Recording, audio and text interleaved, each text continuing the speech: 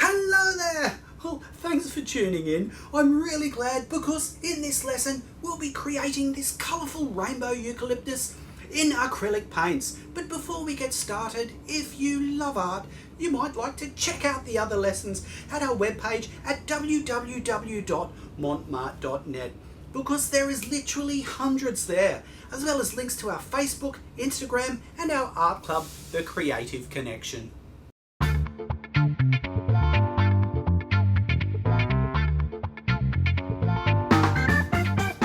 So the first thing we need is some reference. The colour guide, outline and lesson plan PDF can be downloaded from the Rainbow Eucalypt lesson at our website.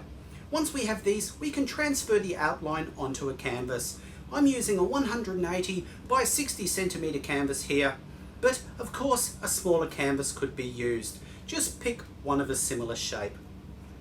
Draw in those limbs and remember, placement doesn't tend to follow any order. Just ensure that they get thinner as they move toward the tip. The main feeling we want to get across is the tree is being viewed from beneath. Now we can add some paint. So I squeeze out Payne's Grey and a touch of phthalo blue from the 24-piece acrylic paint set. I put it onto the palette, give it a quick mix and apply it with a medium filbert. In this step I'm just laying in the shadow areas, so keep the direction of the light source in mind. In this case, the light is emitting from the top right hand side. I use water as a thinner and scrub it on. Acrylic paint dries very quickly when you add water and rough colour transitions are achievable. Lay the dark side on first, then soften any edges by dry brushing into the light areas. If you make a certain area too dark, scrub it out with a wet clean brush. I love this stage of a painting as it immediately adds form. The dark blue-grey has a muted tone that I find quite pleasing, and you may like to leave it at this stage if you want. Using the water as a thinning agent facilitates an application not unlike India ink or watercolour, but it's not as slippery as it's going onto canvas. The positive is that for very light areas you can dry brush so the brush just comes into contact with the high parts of the weave. This also has the added advantage of adding texture as well. Remember that the limbs of a tree are obviously tubular, so there will be reflected light in shadow areas also. Once I'm happy with the shadows on my tree, I squeeze out some medium yellow and yellow ochre. I don't mix them together, I just lay them side by side and charge my brush alternately into each colour. The colours roughly mix on the canvas, but there is still a patchy look to the coat. This provides a coat with more interest. I apply this with my wide artist Taklon and dip it in the water prior to charging it with paint. Once this yellow coat is dried, I squeeze out some sap green and a touch of titanium white. Again thin it with water and cover the entire tree. I use a large filbert to do this. Ensure the green is translucent enough so that underlying rendering can be seen. For any darker areas, concentrate the green and fade it into the lighter areas. The translucent green over the yellow alters the green as you can see the underlying tone. This is called optical mixing and creates a pleasing muted tone. When the trunk is painted, I use that wide Taklon again and vary the strength of colour to reinforce the shape and add more interest. The leaves are laid in with Payne's Grey mixed with sap green in equal proportions. I apply this mix with a small flat brush. Because the canopy of the tree is being viewed from beneath the foliage, it will be on top of the branches, so I don't take any colour into them. Make the placement of each spot fairly random and build up the mass. Lighter greens will be laid over the top of this dark mass, so this is really just the shadow areas of the foliage. It is also at this point that you decide at how much foliage you'd like to lay in. Most eucalypts are fairly sparse of vegetation in the crown. I lay in a little of the mix into the bottom area of the tree as well. Foreground elements help to ground a painting and add tangible scale to the work also. Next I create a mix of yellow ochre, sap green and lemon yellow with a touch of titanium white and lay in the top layer of leaves. I use a small filbert to do this and make sure that dark base colour is seen in spots poking through. Vary the colour as you go. This can be done by having a dollop of yellow ochre and a dollop of sap green beside the mixed green. you just dip the brush into the pure colour, then into the mix and apply it like that. This way you have many subtle tones, but all in the same hue. A partially visible sapling can be suggested with the stroke of lamp black, and more foliage can then be applied around and over the stemming areas. Now it gets really exciting as we lay in the blue sky. This tone is created with phthalo blue and Chinese white. I'm using the Satin series for these two colours. I use the small filbert again and paint around the foliage, limbs and trunk. The trick is to take the blue into the foliage in areas. This will give an effect of sky peeking through in areas and suggest the massive leaves. This is an old impressionist technique and I love it.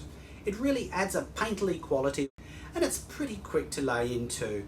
Satin series paint has a slightly thicker viscosity than the paints from the 24-piece set.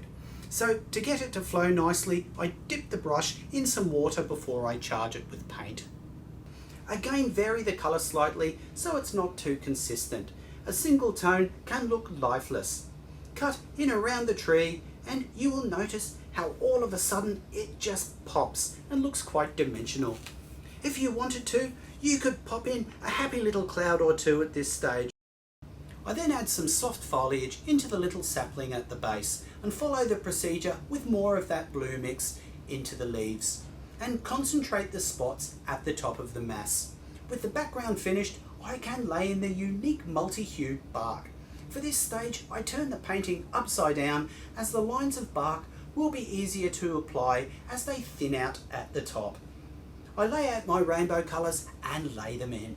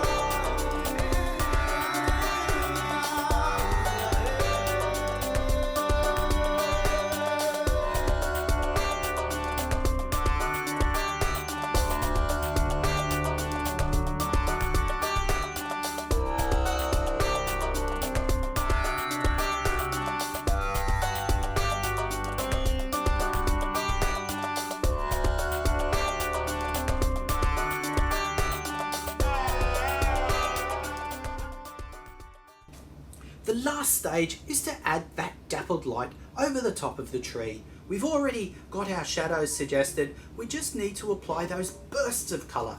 I use titanium white with a touch of mid-yellow and carefully apply it with dry brushing. When it comes to dry brushing, I find it best to squeeze the colour onto say 5 paper towels folded into a square. This way you can charge the brush and wipe off the excess and lightly drag the brush over the canvas. Take your time with dry brushing. The worst thing that can happen is that you fail to wipe off enough paint from your brush and inadvertently apply too much. This is impossible to fix and you lose that underlying detail that it took so long to create. So take your time and keep referring to the coloured guide in the PDF. Build it up slowly and hold the brush very lightly. I've ruined many paintings from overdoing it. Well, thanks for watching. You can share your creative project on social media using hashtag #MontmartreArt. We look forward to your creations and we'll see you next time.